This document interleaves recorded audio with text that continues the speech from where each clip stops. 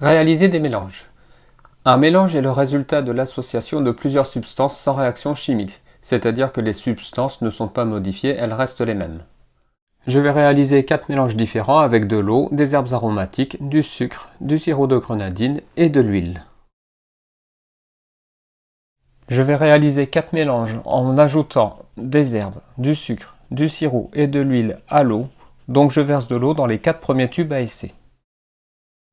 Je veux juste observer ce qu'on obtient lorsqu'on ajoute les différentes substances à l'eau. Il s'agit d'un test qualitatif, donc les quantités ne sont pas très importantes.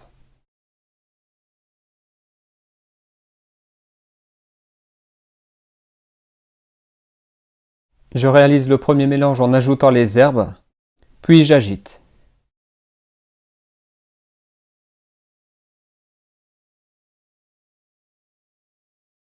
Nous observerons le résultat après avoir réalisé le deuxième tube à essai.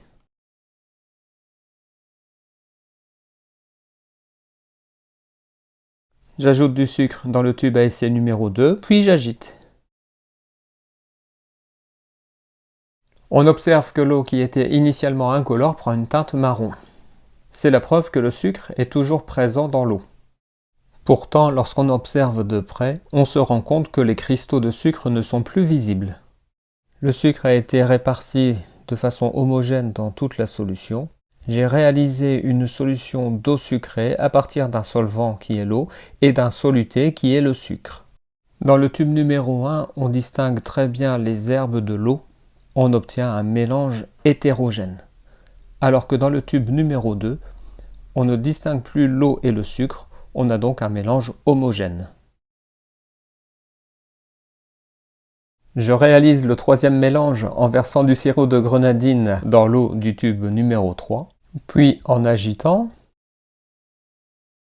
On peut observer après agitation que le sirop de grenadine a été réparti de façon homogène dans le tube à essai. On obtient donc un mélange homogène, on a une solution de grenadine. Le solvant est l'eau, le soluté est la grenadine. Je réalise le quatrième mélange en ajoutant de l'huile à l'eau, puis en agitant.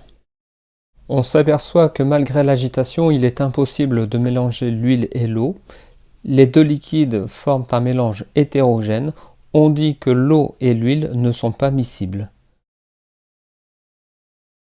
Contrairement à l'eau et au sirop de grenadine, où les deux liquides sont miscibles.